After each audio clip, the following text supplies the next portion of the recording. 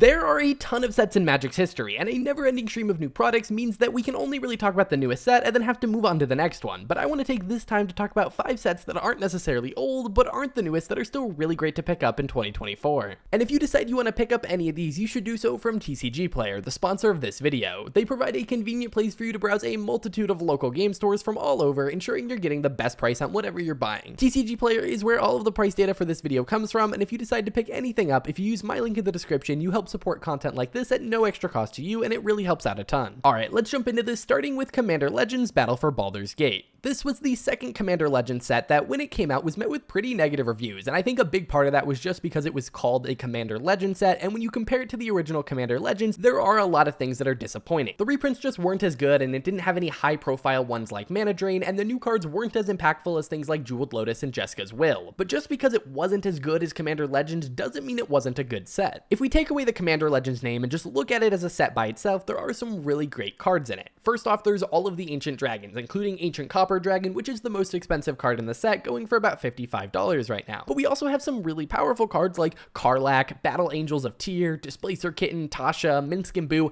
and the list kind of goes on of really great and playable cards that aren't necessarily the most expensive things in the world. We also had the reprinting of the ally-colored bond lands that enter untapped if you have 2 or more opponents, which pretty much go in every commander deck that has those colors, so that was also really great to see. Mix that with a really fun draft and sealed environment with the choose a background commander draft style, and it was a really fun set that I think was just overshadowed by the original Commander Legends. Overall, the set just feels like a lot of playable cards and a fun limited environment, and while we're mostly focusing on the main boosters of each set, the Commander precons for the set were also a blast with great gameplay and pricey cards, with the party deck having things like Black Market Connections and Grim Hireling, Exit from Exile having Jessica's Will and Delayed Blast Fireball, Mind Flayers having Mindcrank, although that's only recently shot up in price, and Draconic Descent having Baelith Baratal. I think it all combines to be a really fun set that, because it didn't perform well, you can pick up boxes of this for pretty cheap. You can get a set booster box for about $100 and a draft booster box for about $90, which is cheaper than most standard sets nowadays, so you can get some really great cards for a really great deal. Another set that I still think is a really great pickup today is Strixhaven School of Mages, and it's not necessarily for anything in the main set. There are some interesting cards like Beledros Witherbloom, Crackle with Power, Professor Onyx. They're all great cards, but what I think is more interesting is the bonus sheet. A bonus sheet is an extra set of cards, often in an alternate frame, that when they get added to a set, you get one of them in every pack, but it doesn't change the legality of any of the cards. So it being included in Strixhaven didn't make it legal in standard or modern or anything like that, but you could use it in sealed and draft, meaning they often lead to really interesting limited environments and some really spicy reprints that could just never be in a standard set. In terms of Strixhaven, it had a bonus sheet focused all around incense and sorcery, with some really great ones from throughout Magic's history, including things like Demonic Tutor and Teferi's Protection. And what makes this extra great is that because it was a standard set, packs aren't too expensive, and you can pick up a set booster box for around $100 and a draft booster box for about $95. Another interesting thing to note is that the Japanese booster boxes have these extra Japanese style mystical archives, and English collector boosters also have them, so that's something to be aware of because some of these are worth a decent amount. For example, the Demonic Tutor is worth about $95, which is about double the price of a normal one. That means if you're looking for these Japanese style mystical archives, collector boosters are probably the way to go, and boxes are sitting at about $235, which is a lot, but it's pretty comparable to current standard collector booster boxes. Another great set is Dominaria Remastered, a set made completely of reprints, the catch being that every card in the set is a card previously printed on the plane of Dominaria, so it's kind of like a master set, but with a little bit more of a restriction on what cards can appear in it. And it feeling like a master set is down to more than just the fact that it's all reprints. The cards in the set are kind of wild. There's things like Force of Will, Urza's Incubator, Sylvan Library, and Exploration, all incredible cards that command fairly high price tags. There's also a cycle of 5 tutors, that being Vampiric Tutor, Enlightened Tutor, Worldly Tutor, Mystical Tutor, and Gamble, all of which are worth a decent amount and are pretty great in a ton of different decks. The point is, this set is filled with amazing reprints that see a ton of play. Even beyond the most expensive ones out there, there's things like Maze of Ith, Sneak Attack, Wrath of God, Counterspell, and more. And that's really the great thing about this set. The reprints in the set are amazing, and it's a reprint only set, meaning the set is pretty much amazing. And that's not to discount the limited environment. Draft and sealed are very fun with this set, and it feels like classic Magic in a really great way. What adds to this is the fact that it feels like a master set, but it's not priced like one. You can pick up 36 packs, unlike a master set which typically has 24, for only $115. That breaks down to to about $3.20 a pack, which is lower than most standard sets despite having some incredible reprints in it, and it's really refreshing to see a set that has such high power reprints at such a low price. And I think what happened is that Time Spiral Remastered was the previous remastered set, and it was severely underprinted, and so I think this one was likely overprinted, and it meant there was too much in the market, and it forced the price down, so we end up with these packs with some really great cards at a really great price. Another set I think is great is Ikoria Lair of Behemoths, a standard set that when it released broke a ton of different formats with the companion mechanic and confused a lot of players with its mutate mechanic. Companions were some of the most broken cards to ever be printed, and despite the mechanic getting nerfed and them being reprinted, Ikoria still has a lot of value in its packs. And a lot of that value is in the Triomes. Triomes are lands that have 3 land types and can be cycled away for 3 mana but enter the battlefield tapped. This is really great for color fixing as they can be fetched off of fetch lands, they enable things like Domain really easily, and so they are must plays in a lot of different formats in a lot of different decks. There's also the most expensive card in the set, which is the Ozolith, which is an amazing card for any deck that cares about counters, and despite seeing a reprint as a box topper in Lord of the Rings, is still commanding about a $40 price tag. Add on top of that the set having Drannith Magistrate and Kinnan, both cards that are incredibly powerful in Commander, and you have a set that is filled to the brim with really powerful cards. But even if we ignore the most powerful of those cards, there are still a lot of cards that are really great in Commander. Things like Kogla the Titan Ape, all of the Ultimatums, Fiend Artisan, Luminous Broodmoth, Shark Typhoon, these are all really fun and splashy cards that are especially fun in Commander, and honestly, I think Ikoria is one of the first sets thinking back that was truly designed for Commander. So many of the cards are just really fun and really splashy that it makes it really fun to open. That being said, you can buy a booster box of Ikoria for about $130 right now, which is a little bit more than the sets we've talked about before, but I think it's a set that is incredibly fun to open with some great cards inside. And finally, we have Commander Legends. Commander Legends is the OG Commander draft set, and it has everything most players want from a set. It has the powerful new cards, the pricey reprints, and that's true across every rarity, with lots of playable commons and uncommons making packs really fun to open.